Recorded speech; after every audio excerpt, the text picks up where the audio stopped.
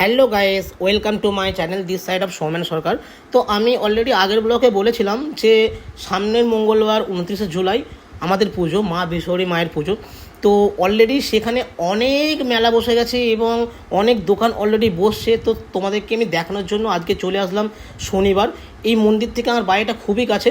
তো দেখতে পাচ্ছ এখানে অলরেডি আজকে পুজো চলছে এবং প্রত্যেক শনিবার মঙ্গলবার মায়ের কাছে পুজো দিতে আসে অনেক মানুষ।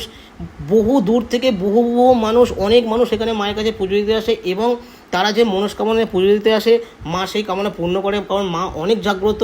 তো এই পুজোর দিনকে এই জায়গাটা অ্যাকচুয়ালি আসা যায় না, কারণ এই জায়গাটা প্রচণ্ড ভিড় থাকে। তো তার জন্য আমি আজকে তোমাদেরকে মন্দিরের ভিতর থেকে দেখিয়ে দিচ্ছি। অলরেডি দেখো এখানে পুজো হচ্ছে এবং মায়ের পুজো হচ্ছে, অনেক মানুষ এখানে এসেছে।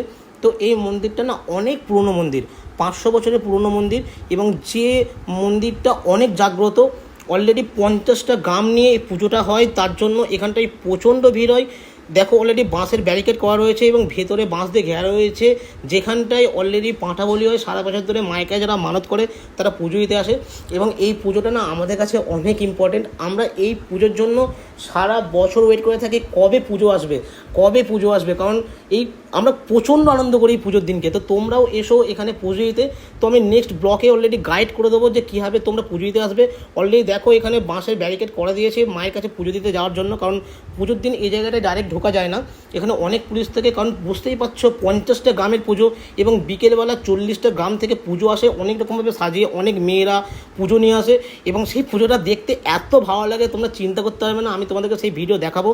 অলরেডি দেখতে পাচ্ছ কত দোকান বসেছে, দেখো কত কত কত দোকান বসেছে এবং পুজোর ঠিক যাওয়ার সময় এই বাঁ দিকটা একটা বল খেলা মাঠ রয়েছে, যে বল খেলা মাঠের মধ্যে অলরেডি নাগরদোল্লা থেকে আরম্ভ করে যে বড় বড় জিনিস সেগুলো বসে এবং পুজোর দিন এখান দিয়ে পুজো আসে। কিন্তু রোডটা একটু খারাপ রয়েছে, রোডটা রিকভারি হয়ে যাবে, অলরেডি হচ্ছে। তো আমি বল খেলা মাঠে যাওয়ার চেষ্টা করছিলাম কিন্তু সেখানে যেতে পারছি না, কারণ এই যে ছোটো ছোটো গলিগুলো না সব ব্লক হয়ে গেছে। তো এই বল খেলা মাঠে যাওয়ার চেষ্টা করছি, একটা রোড পেয়ে গেছি। তো তোমাদেরকে দেখাচ্ছি, দেখো এই জায়গাটা কত সুন্দর দেখতে লাগছে এবং অলরেডি সেখানে নাগরদোল্লা, সার্কাস, ব্রেক ড্যান্স হয়েছে, নৌকা বসে গেছে এবং এখানটায় না ফুচকা এবং ফাস্টফুডের দোকান বসে, যেটা মেয়েদের জন্য খুব ইম্পর্টেন্ট। সমস্ত মেয়েরা এই জায়গাতেই আসে। তো এই যে রোডটা রয়েছে, এই রোডটা দু সাইডে দেখো অলরেডি মেলা বসেছে এবং কত মেলা বসেছে। এই রোডটা চলে যাচ্ছে যেখানটা হচ্ছে দেবীপুর চৌমাথা, সোয়া চলে যাচ্ছে দাঁড়পাড়া, বাঁ দিকে হচ্ছে করোলা সম্রাট, ডান দিকে হচ্ছে ইনছড়া এবং এই রোডটা হচ্ছে চলে যাচ্ছে মায়ের কাছে। তুমি নেক্সট ব্লকে অলরেডি গাইড করে দেবো কীভাবে তোমরা মায়ের কাছে পুজো দিতে যাবে এবং কীভাবে পুজোটা তোমার তাড়াতাড়ি হবে, অনেক কষ্ট কম হবে। 1 2 3 1 2 3 নম্বর গেট কী রয়েছে। তো পরের ব্লকের জন্য রেডি থেকো। Tata, bye bye. এই ব্লগটা এখানেই শেষ হচ্ছে। ওকে।